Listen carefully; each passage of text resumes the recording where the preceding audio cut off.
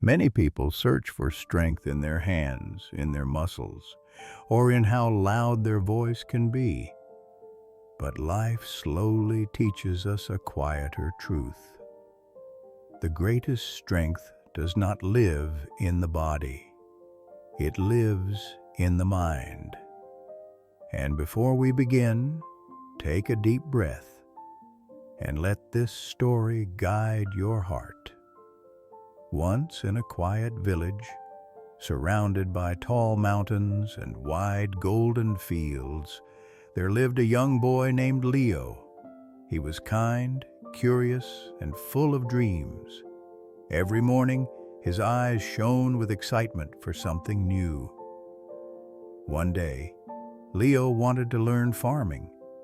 The next day, he dreamed of becoming a hunter. Another day, he spoke of traveling far beyond the village. His heart was eager, but his mind never stayed in one place.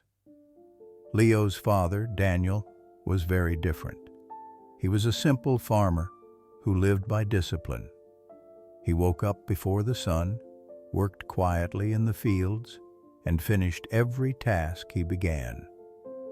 In the evenings, he sat under a tree, sipping water from his cup, watching the soft light fade from the sky. Often Daniel would say, "Your dreams are beautiful, Leo, but your mind runs like a wild horse.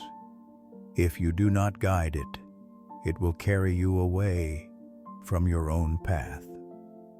Leo listened, but he did not understand.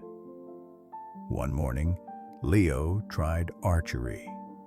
After a few missed shots and sore fingers, he grew frustrated and walked away. Another day, he helped in the fields, but soon complained of tired hands. He even tried storytelling, but stopped after a single page. Every time, Leo blamed the work. He never blamed his restless mind. One afternoon, a strong storm passed through the village. The wind bent the trees, and rain rushed like a river through the fields. When the storm ended, Leo walked with his father to see the crops. Some plants were broken and scattered. Others stood tall, still rooted in the soil.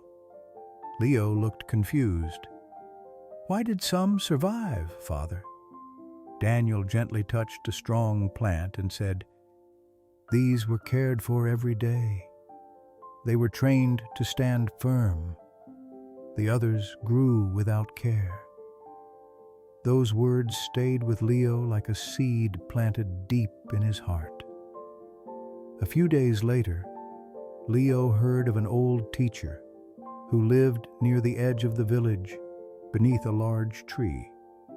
Seeking answers, Leo went to see him.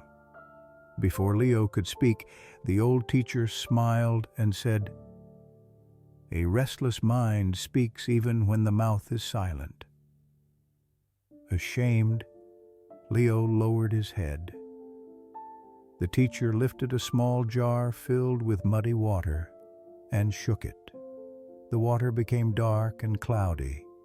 Then he placed the jar down and waited.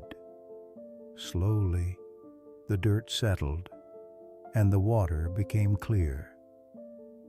"This is the mind," the teacher said softly. "When it is shaken, it cannot see. When it becomes still, it becomes powerful." Leo asked quietly, "How do I train my mind?" The teacher replied, "Wake up at the same time each day. Do one difficult thing every morning, and finish what you begin. Do this for 40 days. Leo agreed. The first days were hard. His body wanted comfort. His mind wanted to stop. But each morning, Leo reminded himself why he started. He practiced archery even when his hands ached. He worked in the fields without complaint. Slowly, his thoughts became calmer, like a river flowing gently. Daniel watched silently, pride shining in his eyes. Weeks later, another storm came, stronger than before. Yet this time, more crops survived. Daniel smiled and said, "Discipline prepares us for storms." Soon after, the village held its archery competition. Leo stood calmly among the others. He breathed deeply, stilled his mind, and released the arrow. It struck the center. As the villagers cheered, Leo understood something important. He had not won because of strength. He had won because he had learned to guide his mind.